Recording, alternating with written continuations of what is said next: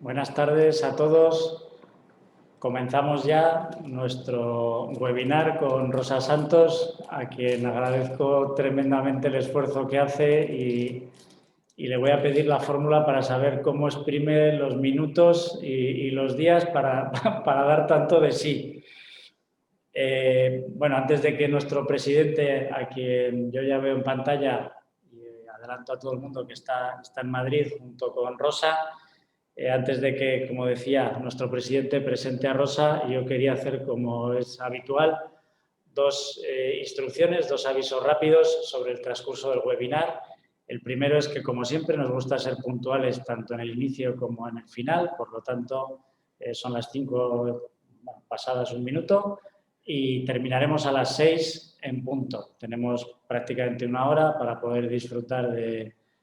la charla de Rosa y poderle trasladar las preguntas que tengamos. Y el segundo aviso es, como siempre también, podéis trasladar todos los que estáis conectados vuestras preguntas a través de la herramienta de Zoom, de la herramienta de preguntas y respuestas. No utilicéis el chat, por favor, sino utilizar la herramienta de preguntas y respuestas. Yo haré la recogida de las preguntas y las trasladaré. Así que por mi parte nada más. Agradeceros a todos vuestra presencia, evidentemente en especial a Rosa, y le cedo la palabra a nuestro presidente Juan Miguel Suquinza. En primer lugar, quiero agradecer a todas las empresas participantes y a todos los asistentes por su interés en este webinar, que va a poner fin a los webinars que hemos organizado este año 2020, a todos estos encuentros virtuales que hemos denominado Diálogos Zen y que desde julio pusimos en marcha como foro de reflexión e intentar ayudar al empresariado navarro. En 2021 mantendremos nuestro compromiso de seguir abordando temas que generen interés en las empresas navarras y continuaremos con esta serie de diálogos, ¿no? Hoy lo vamos a hacer con una invitada de excepción. Tengo el gran honor de presentar a Rosa Santos, directora de Empleo, Diversidad, Protección Social y que es una profesional que cuenta con una extensa trayectoria y un reconocido prestigio en todo lo que es el ámbito español y respecto al ámbito laboral y económico en todo el país. Rosa Santos es licenciada en Derecho, tiene un máster en asesoría laboral y un máster de itinerario investigador en Derecho del Trabajo, por lo que es especialista y una gran experta en negociación colectiva y en concertación social, también en dirección de organismos intermedios, donde ella ha desarrollado una amplia carrera ejerciendo diferentes puestos de responsabilidad, como por ejemplo, voy a nombrar alguno de ellos, porque si no se haría muy largo, la Secretaría General de la Confederación de Empresarios de Aragón, muy relacionado obviamente con la Confederación de Empresarios de Navarra, como directora general de trabajo del Gobierno de Aragón y asimismo como vicepresidenta de la Comisión de Trabajo y como senadora también, por citar solo como algunos de los puestos donde ha estado. Actualmente,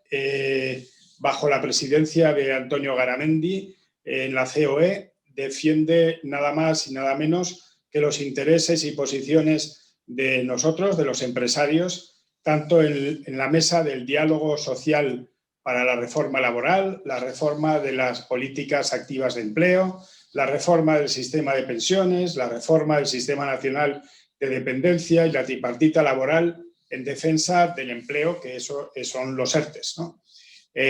Rosa es nuestra representante de la COE y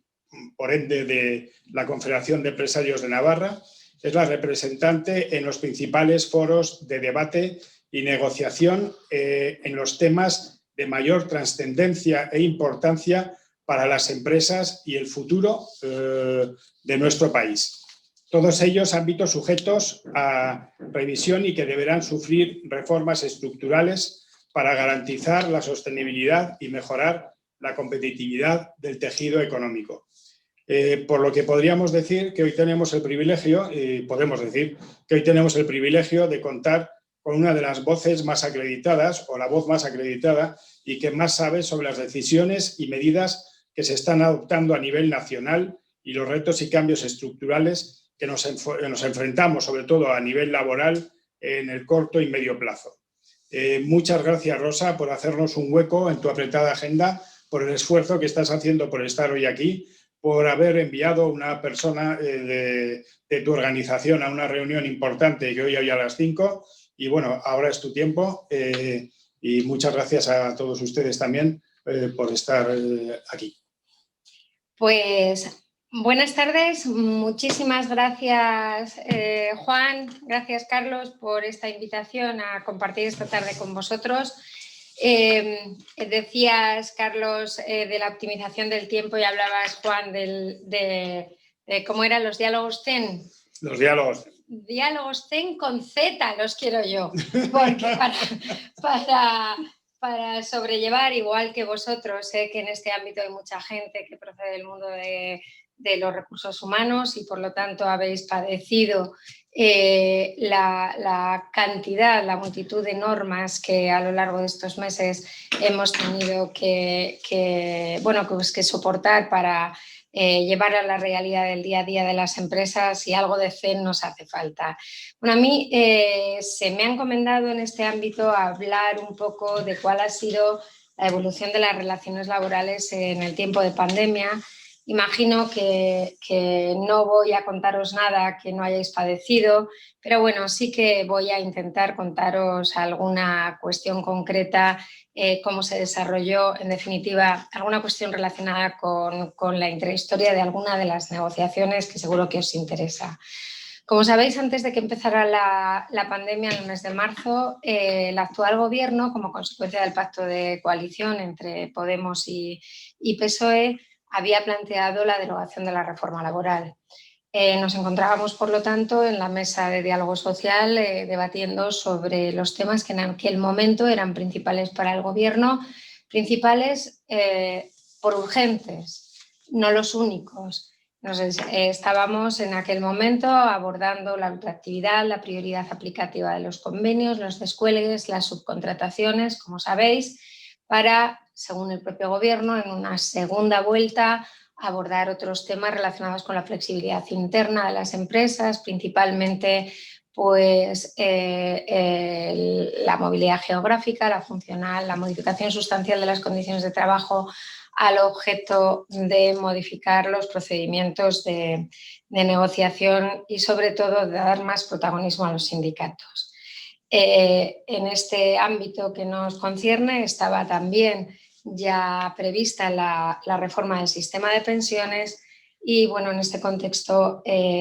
pues acaece la pandemia, como todos conocéis, y nosotros lo que hacemos es suspender las negociaciones que en ese momento teníamos en curso para poder abordar esta situación de urgencia y de emergencia que surgía por la pandemia.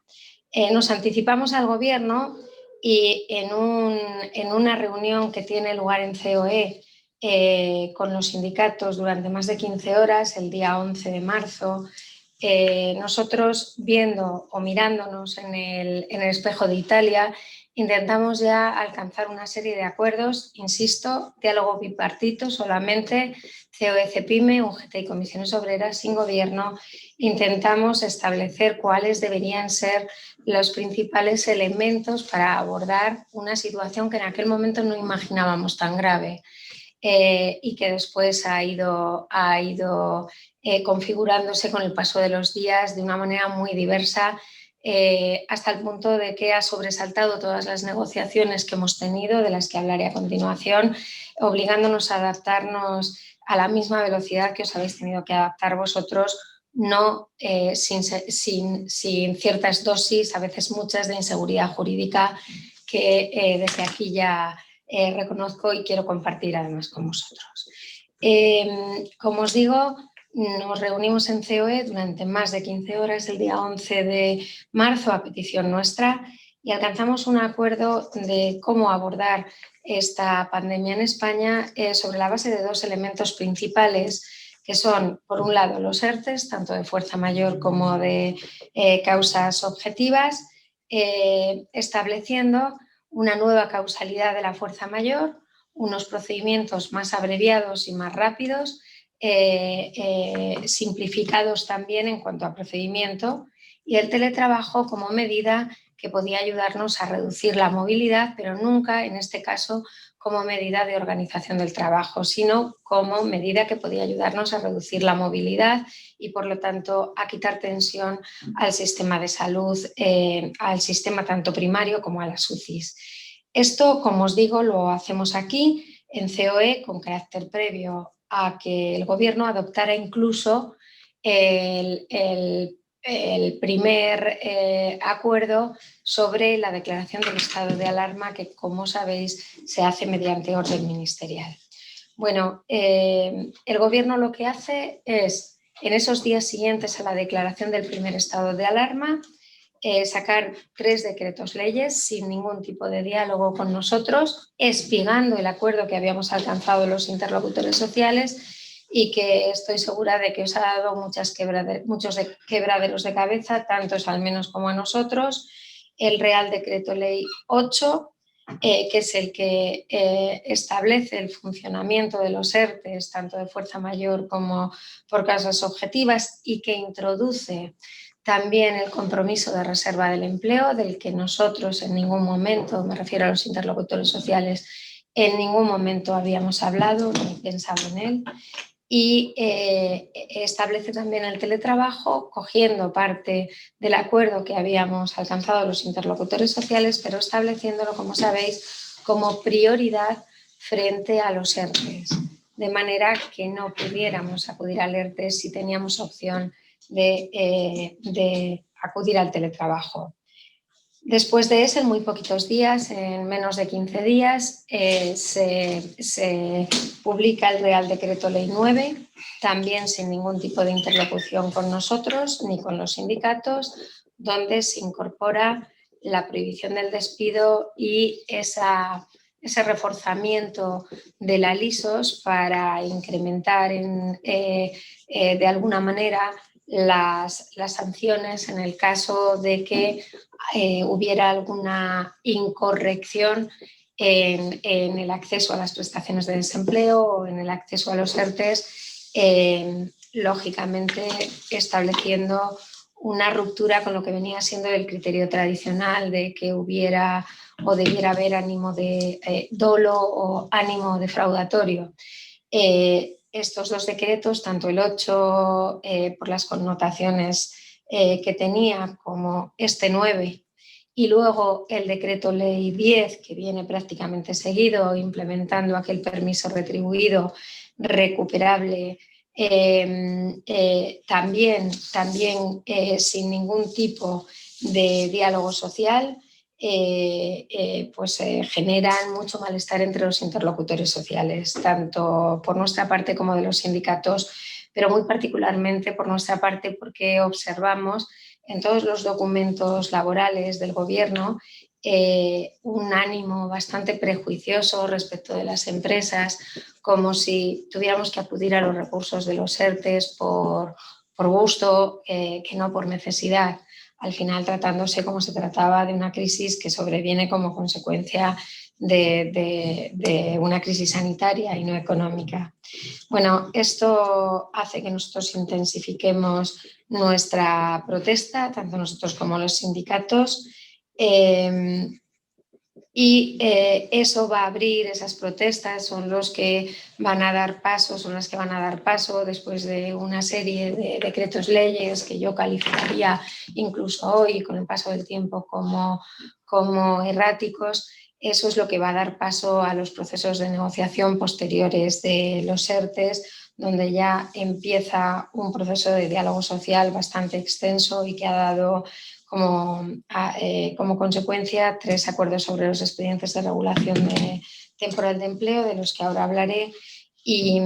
el teletrabajo, como conocéis, y otros procesos de negociación en los que bueno, pues no hubo acuerdo, como fue el caso del desarrollo reglamentario de los reglamentos de igualdad, a los que luego me referiré también, o ahora que estamos negociando al mismo tiempo pues, lo que el Gobierno quiere que se traduzca en una norma de plataformización de la economía, las políticas activas de empleo, que quieren tenerlas prácticamente finiquitadas a lo largo de este mes de enero, también porque de ello depende buena parte de los fondos europeos. Y estamos también inmersos, como sabéis y habéis podido escuchar hoy hemos tenido lo que quiere el Gobierno, que sea una mesa de concertación para el incremento del salario mínimo interprofesional y alguna otra cuestión ajena, aunque toca bastante al mundo laboral, pero no estrictamente del ámbito de las relaciones laborales, como la reforma del sistema de pensiones. Sabéis que en apenas no llega 9 meses, hemos tenido que asumir el impacto sobre las relaciones laborales y sobre las empresas de prácticamente más de 30 decretos leyes, más de 500 reales decretos y otras tantas órdenes ministeriales, con la particularidad de que son órdenes ministeriales del calado de las que han declarado el estado de alarma o de las que han traducido las medidas sanitarias que tanto han afectado al día a día de las empresas. No solo eso, tened presente que en una legislatura normal, incluso con mayoría absoluta, en una legislatura, digo, en 4 años, lo habitual es que haya una media de 150 proyectos de ley. Nosotros estamos hablando de una normativa que supera las 1000 normas y que cuando se ha tocado a su fin el estado de alarma inicial y se ha abandonado el mando único del Estado, se ha transferido a las comunidades autónomas esa competencia, con lo cual nos hemos encontrado con esas más de 1000 normas que están impactando en las relaciones laborales a diario, toda la normativa autonómica y toda la normativa municipal, porque vosotros sois una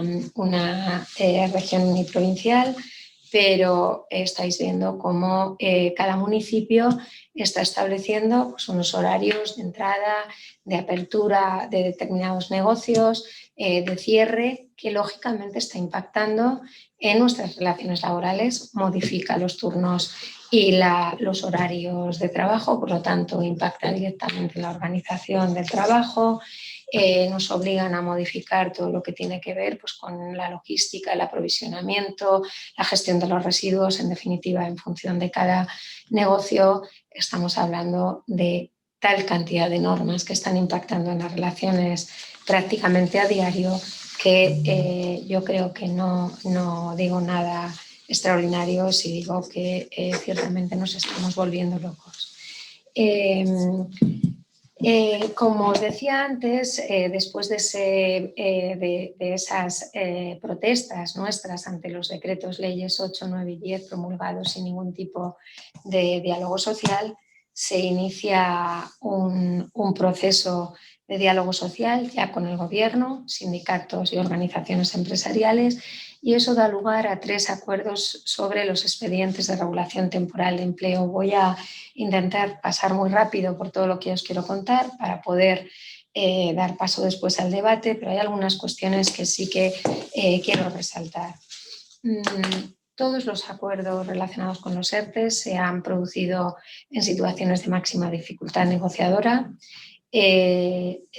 alguno de ellos en plena pandemia, por lo tanto hubo que abordarlo plenamente, el primero por videoconferencia, una negociación que duró muchos días con sus noches, donde además no teníamos más que prejuicios unos contra otros, como consecuencia, pues bueno, pues era un gobierno recién estrenado, con una pandemia sobrevenida,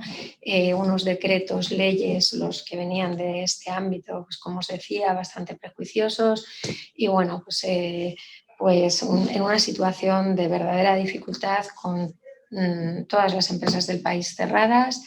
y con un contexto hacia el futuro verdaderamente incierto. sabéis que esos acuerdos de los ERTEs han dado lugar al Decreto Ley 18 en el mes de mayo, al 24 en el mes de junio y al 30, que es el último, en este mes de septiembre, en el pasado mes de septiembre. Bueno, en cada uno de ellos el abordaje de la situación por nuestra parte ha tenido que ser completamente distinto en función de lo que las empresas, los sectores y los territorios nos estabais transmitiendo. Entonces, en el primero, en el Decreto Ley 18, nuestro principal empeño fue que los ERTEs de fuerza mayor funcionaran con flexibilidad, es decir, que pudiéramos, lo primero, decidir nosotros, las empresas. Recordad que estaba próximo a levantarse el estado de alarma y es verdad que había quien en el gobierno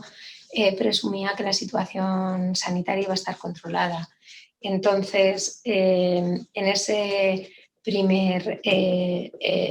primera negociación, nuestro principal interés se centró primero en que fuera la empresa quien decidiera si abría o si permanecía cerrada. Y en el caso de abrir, que fuera la empresa quien decidiera cuántos trabajadores ponía en actividad. Partimos de una situación en la que el planteamiento del gobierno es: se levanta el estado de alarma, se levantan las restricciones, se abre el país. Cuando muchos sectores y muchas empresas estabais soportando pues una caída de actividad brutal y por lo tanto unas pérdidas extraordinarias que no permitían afrontar la apertura con garantías. Ese fue un elemento primordial para nosotros. Que se consigue, es la empresa la que decide. Es verdad que es un documento como los otros, yo diría que el primero y el último, con mucha dificultad interpretativa. Recordará Juan que se incorporaba por aquellas fechas y yo siempre que estos acuerdos los hemos llevado al Comité Ejecutivo y a la Junta Directiva para su ratificación, he empezado explicando que se trata de documentos complejos, su complejidad ya os la podéis imaginar todos que estáis hartos de negociar cosas, pues deviene de muchas razones.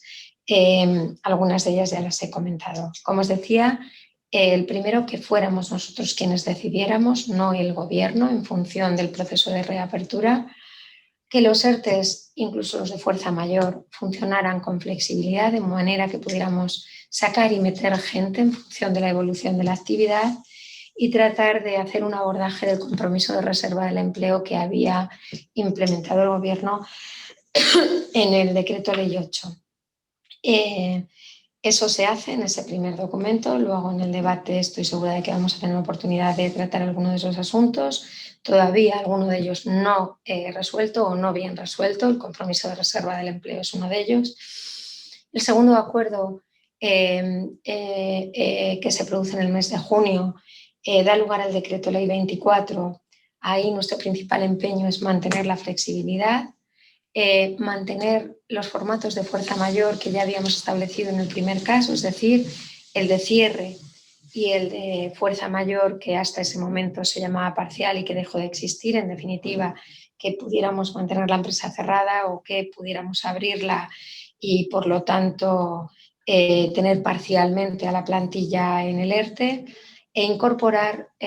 los ERTEs de rebrote. Ya en aquel momento, en algunas zonas, principalmente en algunas zonas de Lérida y de Aragón, ya se estaban sufriendo el efecto de la segunda ola y bueno, aquí había un empeño importante del gobierno en reabrir todo el país e intentar ya minorar o ir caminando hacia la eliminación de los ERTEs. De hecho, recordad que en este decreto ley conseguimos meter las exoneraciones para los ERTE de top en la convicción del gobierno de que íbamos a poder transitar ya a una situación de cierta normalidad.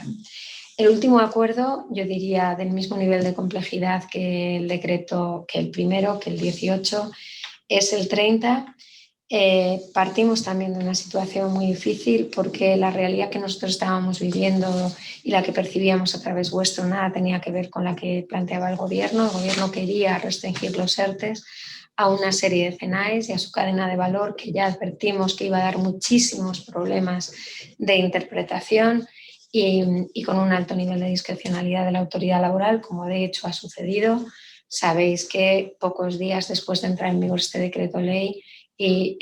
después de una denuncia nuestra de que se estaban prácticamente denegando todos los ERTEs de la cadena de valor, se levanta el informe preceptivo de la Inspección de Trabajo en otro decreto ley, poquitos días posterior al decreto ley 30. Bueno, estas son las principales cuestiones en este último proceso negociador. Nosotros lo que intentamos es buscar una alternativa que dé cobertura a los sectores a los que el Gobierno directamente quería dejar fuera. No aceptaba bajo ninguna circunstancia que estuvieran en la lista de CENAES ni hostelería ni comercio, ni todos los que, combinando los dos criterios que ellos estaban utilizando, que era tasa de cobertura de trabajadores en ERTE y recuperación de la actividad, hubieran entrado en caso de haber entrado hostelería y comercio, ¿no? Hubo una absoluta cerrazón del Gobierno a aceptar que estos sectores, que ya se veía que eran los más afectados e iban a ser los más afectados por razones que después han resultado obvias, entraran en la lista de CENAES. De común acuerdo con nuestras organizaciones de hostelería, de comercio y todas las afectadas, todos sus subsectores, pues se incrementa la presión hasta que conseguimos meter en ese decreto ley los ERTEs del artículo 2, los de restricción o impedimento de la actividad y limitación. En este caso, en este último caso, teniendo un empeño muy especial en elevar las exoneraciones prácticamente al 100%, cosa que sucede prácticamente tanto en los ERTEs de CENAES, donde sabéis que se exoneran tanto los trabajadores activos como los inactivos, como en los otros, que sí que hay un sistema de degradación, pero muy inferior al de ERTEs, al de las etapas anteriores, sencillamente porque nosotros ya entendíamos que la única manera de justificar el compromiso de reserva del empleo después de una situación tan larga y persistente era acompañar a las empresas con el coste laboral prácticamente en el 100%. Por eso se mete cuando hay un cierre de una empresa al 100% de la exoneración y bueno, ese fue el principal empeño por nuestra parte. Fue un proceso muy complicado de negociación, muy complicado, con una cerrazón del Gobierno a implementar esta última figura porque entendía que se podía encontrar de nuevo con 3,5 millones de personas en ERTE y bueno. Quiero resaltar de este periodo también el acuerdo relacionado con el teletrabajo, que sabéis que desde esta organización siempre se cuestionó tanto su urgencia como su oportunidad, pero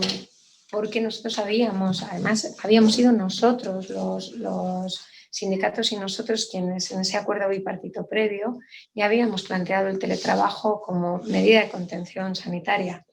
Pero lógicamente la situación que estábamos viviendo en el país de más de 4 millones de trabajadores en teletrabajo de un día para otro era como consecuencia de una medida de contención sanitaria, nunca como una medida de organización del trabajo. Bueno, lo cierto es que después de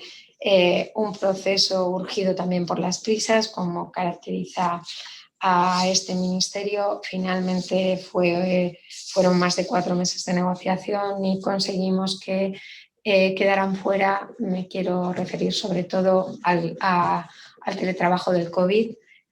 porque bueno, pues nosotros entendemos que esta tenía que ser una norma de futuro que efectivamente nos permitiera que esa implantación del teletrabajo fuera la adecuada. Tenemos claro, lo teníamos ya antes porque en algunos sectores ya estaba bien implementado y con bastante arraigo, en general combinando presencialidad y teletrabajo. Teníamos claro que es un tipo de organización que está abocado a crecer en el futuro por razones de muy diversas características, por flexibilidad para la empresa, por conciliación, para los trabajadores, por temas de reducción de la emisión de CO2, en fin, por la España vaciada, por muchísimas razones. Pero era muy importante que el teletrabajo del COVID quedara completamente fuera, porque no es una medida de organización que nosotros hayamos decidido. Sabéis que están en tramitación parlamentaria ahora y por el procedimiento ordinario y bueno, con el compromiso de los partidos que componen el gobierno de que no se harán cambios por su parte, pero lógicamente va a haber enmiendas por parte de los otros grupos y esperamos que ese proyecto de ley pues todavía lógicamente mejore. Hubo cosas que nosotros no pudimos implementar, como todo lo relacionado con el accidente de trabajo, pero sí que pues, estamos contentos de haber dejado fuera el 30% de la jornada, porque ya era una realidad muy implementada o muy implantada en algunos sectores y empresas, de haber dejado fuera el teletrabajo del COVID, de haber respetado la situación de negociación colectiva que ya se había producido en muchos sectores o empresas, manteniendo la vigencia de esos acuerdos. Y bueno, como os digo, se nos han quedado cosas en el tintero que quizá los grupos parlamentarios ahora incorporen el procedimiento ordinario que está teniendo lugar en el Parlamento. Como era poco el lío que teníamos y poca la presión de las empresas en todo este periodo, pues bueno, el Gobierno decide que en plena negociación del recién terminado el primer acuerdo de los ERTEs, pues que quiere desarrollar los reglamentos de igualdad, que sabéis que tenían un plazo de 6 meses en el Real Decreto Ley 6, que respondía a aquellos viernes sociales, como recordaréis, y que no fue negociado ni con patronal ni con sindicatos. Bueno, yo tengo que decir que todas las obligaciones que se han desarrollado ya procedían del Decreto Ley 6, el registro salarial, los planes de igualdad con el jalonamiento por umbrales de plantilla que ya conocéis, pero fue imposible llegar a un acuerdo en esta materia después de más de 3 meses de negociación, la sindicalización de todos los procedimientos de negociación de los planes de igualdad, pues fue un elemento de última hora completamente inasumible por nuestra parte. Se hizo algún control de daños, se eliminaron las auditorías externas, en definitiva algunas cuestiones que estaban planteadas inicialmente, pero ciertamente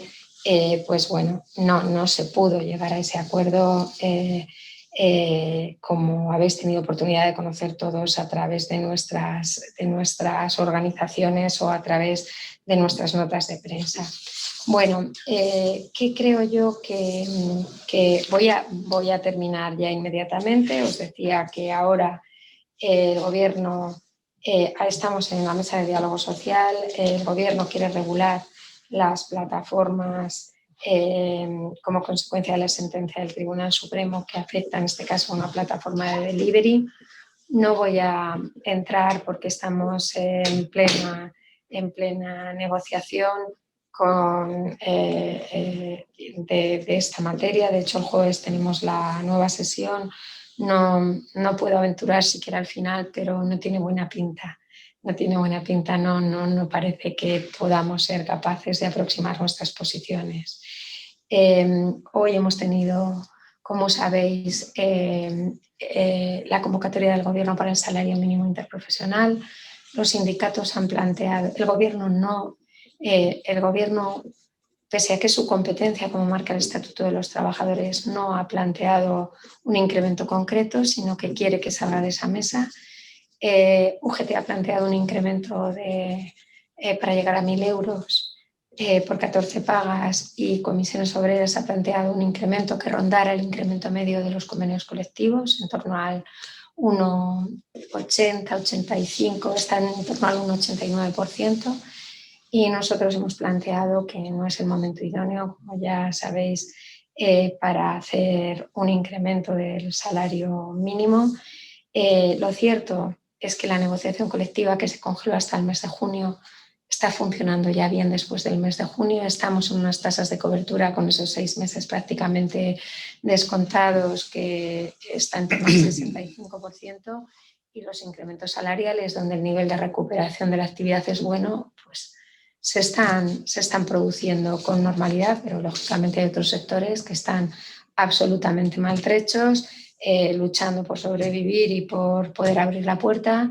y no se produjo, el Gobierno no cumplió la parte comprometida en la pasada negociación de la indexación de los salarios, de la indexación de los incrementos salariales a las empresas adjudicatarias del sector público, lo cual está tensionando mucho la negociación colectiva de todos esos sectores, donde las empresas han tenido que asumir las pérdidas acumuladas del salario mínimo del 19 y del 20, que sabéis que fueron un incremento del 30%, por no hablar de sectores tan importantes, por ejemplo, en vuestro territorio como el agrícola, que también tiene completamente colapsada toda la negociación colectiva. ¿Qué creo yo que va a pasar o que ha llegado prácticamente para quedarse? Desde luego el teletrabajo, cuando recuperemos la situación sanitaria y la superemos, el teletrabajo ya tiene una norma estructural que nos permitirá fomentar ese fenómeno donde la empresa entienda que se debe, que es posible. Yo creo que después de todo este proceso, lo hemos vivido, el Gobierno va a intentar, con acuerdo sin él, que haya una mayor sindicalización de todos los procedimientos. De hecho, si os fijáis, los planes de continuidad de las empresas, una vez que tuvimos que reabrir, han pasado por una obligación de negociación y de acuerdos que no estaba previsto. Los reglamentos de igualdad y concretamente la negociación de los planes de igualdad prevé esas comisiones sindicales para los casos en los que no hay representación. Los ERTES, que fue un mecanismo que se arbitró por las razones de urgencia y de emergencia que vosotros sabéis. En definitiva, yo creo que, sin lugar a dudas, a través de una reforma laboral futura o inmediata o del procedimiento que sea, este Gobierno va a querer una mayor sindicalización de los procedimientos. Creo que los ERTES van a jugar una figura importante, no solamente durante el COVID, sino también de cara al futuro, que está por ver como medida probablemente no solamente de paliativa de la flexibilidad de salida, sino también incluso probablemente para reducir la segmentación de la dualidad del mercado laboral. No puedo concretar más porque bueno, no se ha hablado de ello, pero la petición de Europa de que reduzcamos la segmentación entre la contratación temporal y la indefinida, y también el problema del desempleo juvenil, creo que va a obligar a una reforma casi inminente de todo el sistema de contratación, que va también a alterar bastante la vida de las empresas. Es una prioridad del Gobierno, que se adicionaría a la de las reformas que ya tenían previstas. Creo que también el cese de actividad de los autónomos que estaba sin explorar, pues llega ya para quedarse en el sistema ordinario. Creo que también hemos tenido oportunidad de ver cómo se han arbitrado prestaciones de la seguridad social que han desnaturalizado completamente lo que era un proceso de incapacidad temporal, y de hecho se ha utilizado pues eso, para los confinamientos de zonas, para los contactos estrechos, en definitiva. Y creo que esto de cara al futuro también va a producir determinados cambios sobre todo relacionados con lo que tiene que ver con los cuidados y la corresponsabilidad. Y yo creo que pondría punto final a mi intervención. A lo mejor me estoy un poco en el tiempo, pero había muchas cosas que quería contaros y así tenemos un ratito para poder hablar. ¿De acuerdo?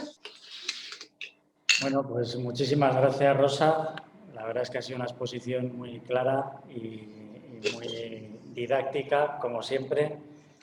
Y bueno, han ido llegando algunas preguntas. Voy a empezar por la esperada, que ya hemos tenido ocasión de comentar en más de una ocasión, pero no por ello, pues no puedo dejar de trasladártela. Y es que nos preguntan, bueno, pues desde varias empresas,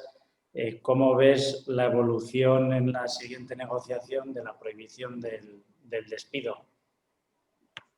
Bueno, la prohibición del despido que se incorpora al Decreto Ley 9, como he dicho, sin ningún tipo de diálogo social, no se ha debatido nunca porque ha habido una cerrazón absoluta del Gobierno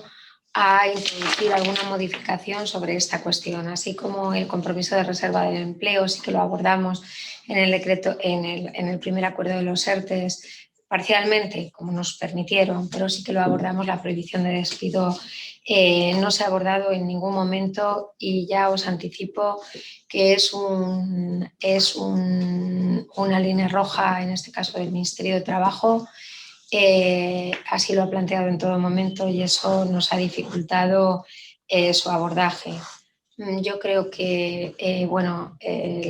los distintos tribunales que han ido entrando en esta cuestión, es verdad que hay alguna sentencia concreta que incluso ha declarado la nulidad de los mismos, pero lo cierto es que los tribunales están yendo en otra dirección. No hay una prohibición de despido que haya modificado el Estatuto de los Trabajadores. Sabéis que hay una respuesta de la propia Dirección General de Trabajo a una consulta hecha por COE antes de los procesos de negociación a los que me he referido, y que esa prohibición pues, se circunscribe bastante a los trabajadores respecto de los que se ha estado percibiendo exoneraciones. Y siempre por la misma causa que nos han llevado al expediente de regulación de empleo. A nuestro entender, ya lo sabéis que hemos tenido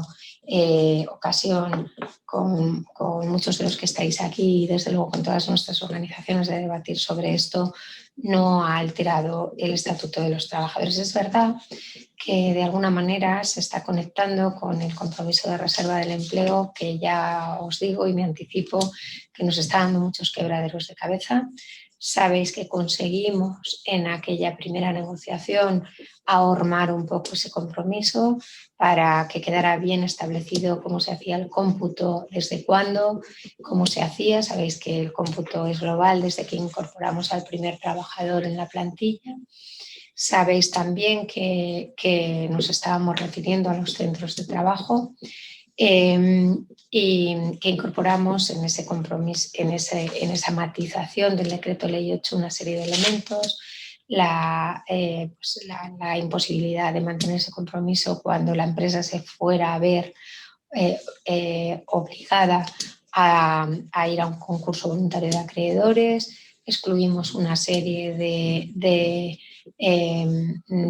salidas de la empresa de ese cómputo del compromiso de reserva del empleo, pero tengo que deciros que bueno, este es un elemento que sigue siendo de mucha fricción en este momento, más después de la respuesta que da el otro día la Dirección General de Trabajo a la inspección, y que a nuestro entender pues no se conecta con el espíritu de la negociación. Está produciendo situaciones tan absurdas como, o podría producir situaciones tan absurdas como que abocar a una empresa al concurso, al cierre total o por un centro de trabajo, o que aquellas empresas que han iniciado los ERTEs por centro de trabajo en vez de por empresa, pues tienen un tratamiento, en el caso de seguir el criterio de la Dirección General de Trabajo, mejor que el que tendrían las empresas que de manera correcta de ámbito nacional lo han iniciado a través de un único ERTE a nivel nacional. En definitiva, quebrantaría el principio de igualdad y genera, bueno, a nuestro entender, como digo, no se conecta ni con el principio de proporcionalidad ni con el espíritu de la negociación. Vamos a ver qué va a pasar en los próximos días con esto, porque no os oculto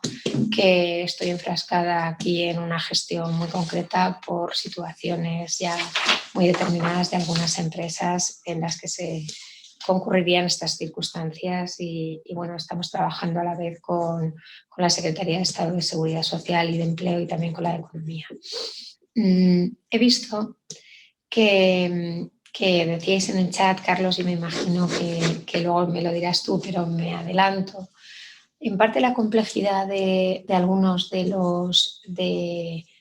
textos de estos acuerdos tiene bastante que ver con las herramientas, iba a decir, ya me perdonaréis, las puñeteras herramientas informáticas del SEPE y de la tesorería, pero también de las autoridades laborales y de las direcciones generales de trabajo, incluida la nacional.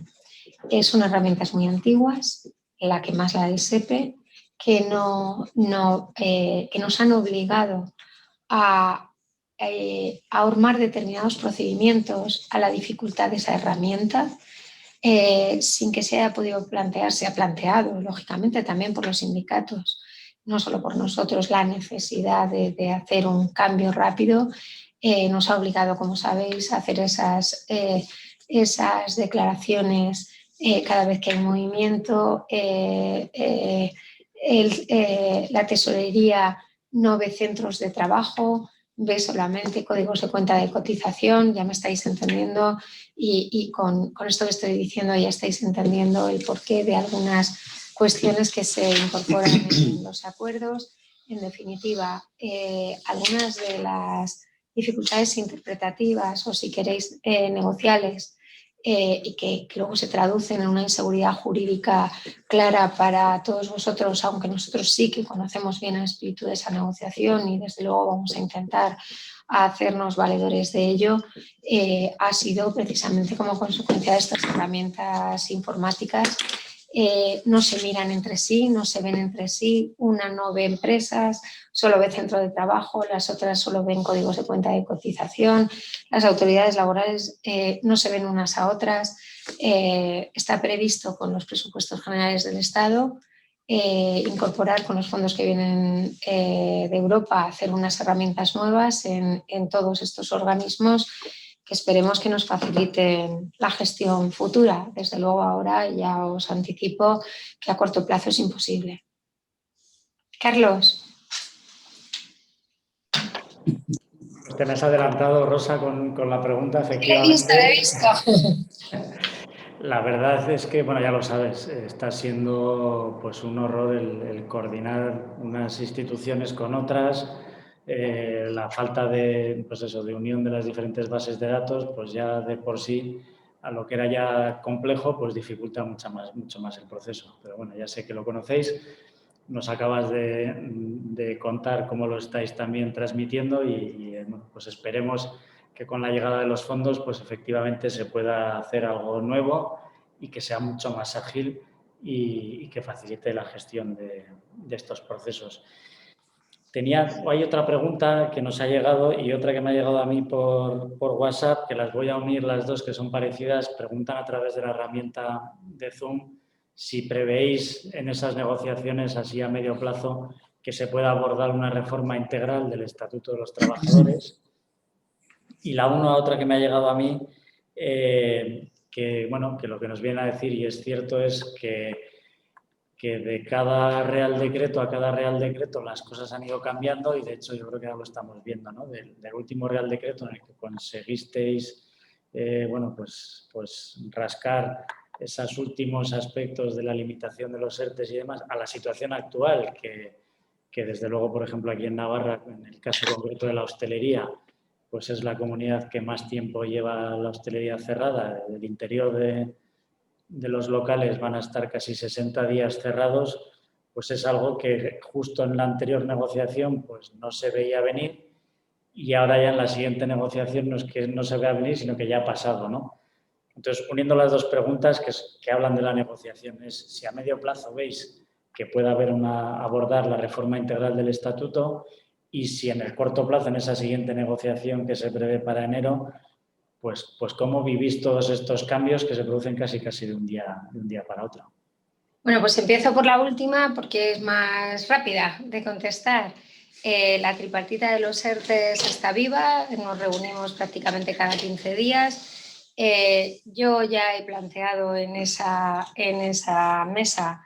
desde luego, la necesidad de que los ERTE se mantengan mientras dure la pandemia. Por nuestra parte, va a ser inevitable que además de los plazos, se acerquen y se mantengan las exoneraciones lo más cerca posible o absolutamente al 100%, porque en otras circunstancias, desde luego, no va a poder,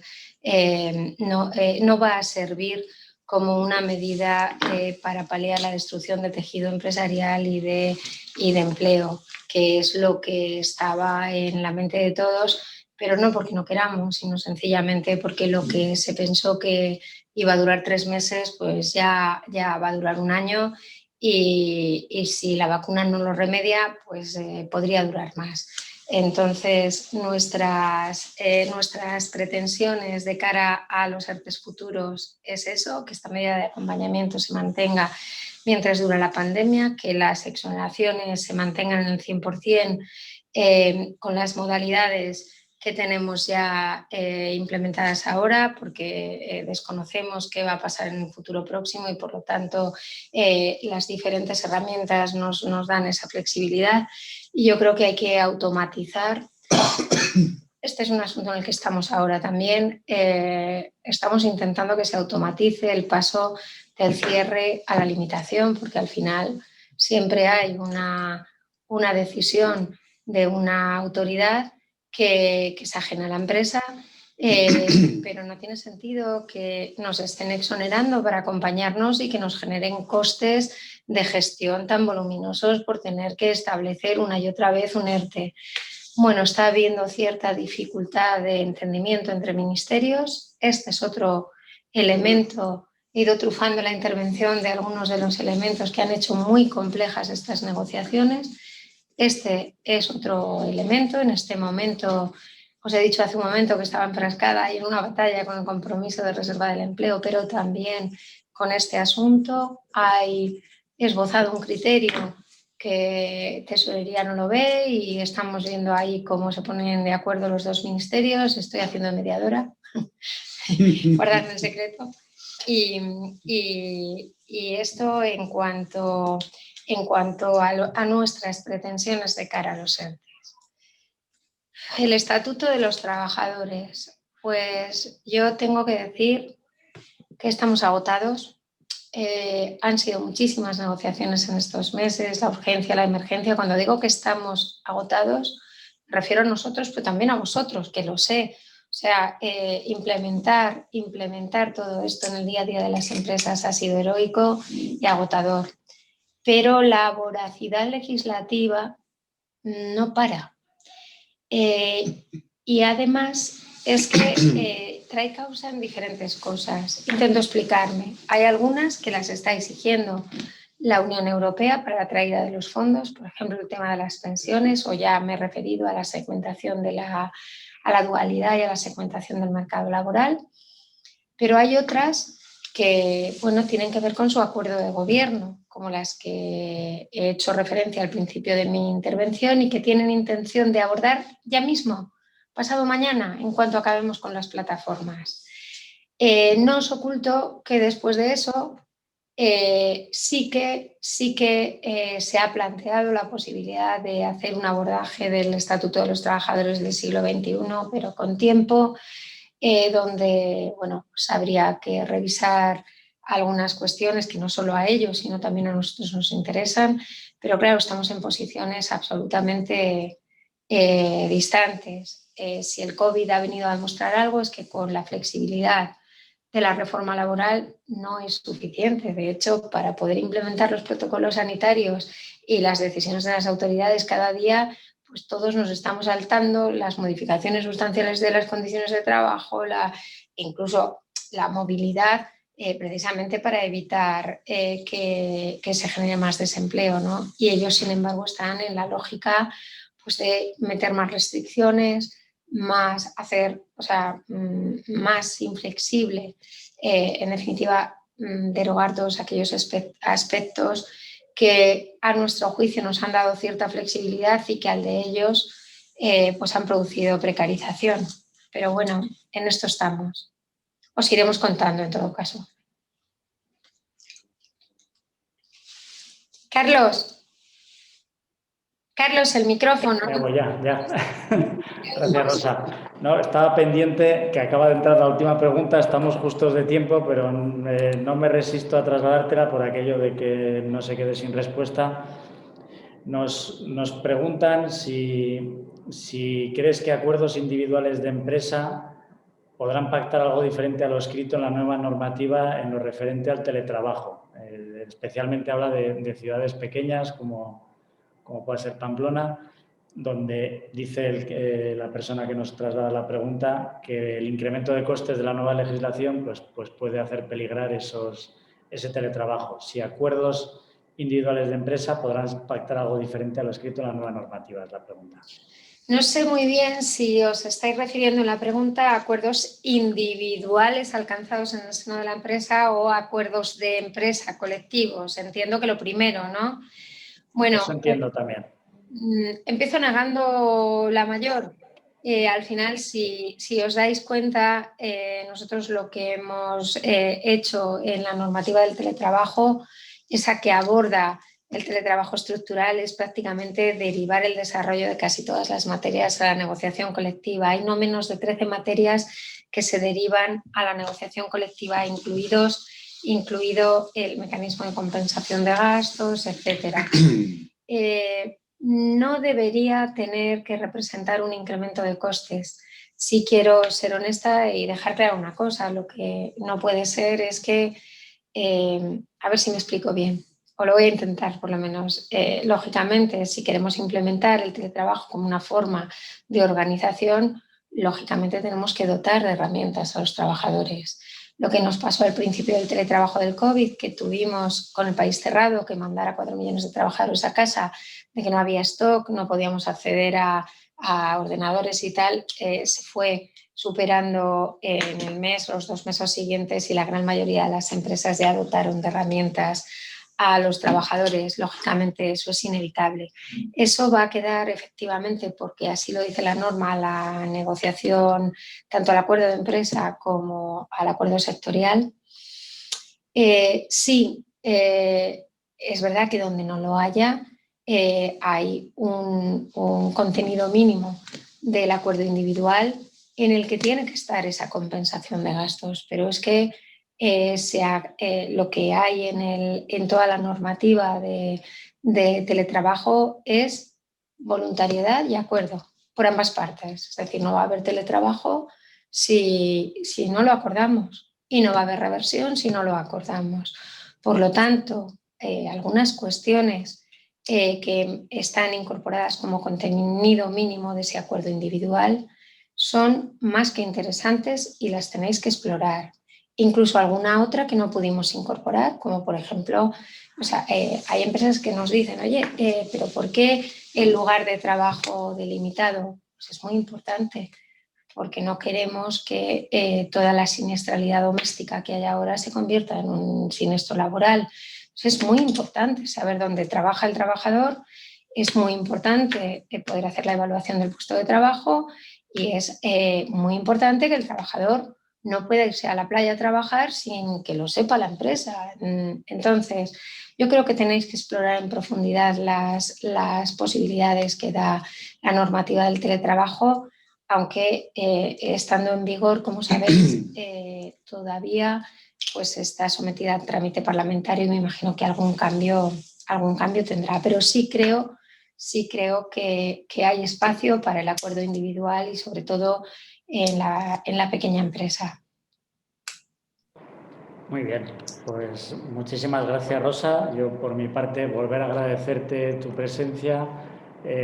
tu capacidad de comunicación, el trabajazo que lleváis haciendo desde marzo, que sabemos que estáis agotados y lamentablemente me parece que esto no va a parar, sino que aún os queda camino. Así que, lo dicho, muchísimas gracias y, como antes, cedo la palabra a nuestro presidente para que cierre el webinar. Gracias, Rosa. Yo primero quería hacer una aclaración, algo que ha comentado Rosa al principio. cuando ha comparado la Zen con Zen. Entonces, mientras estábamos escuchando, he mirado solamente un segundo y he visto que Zen quiere decir meditar sentado, y en cambio Zen con C lo que quiere decir que nosotros lo que hacemos es meditar en marcha. O sea, nosotros intentamos dar todo lo que podemos por las empresas navarras, y sentados solamente estamos para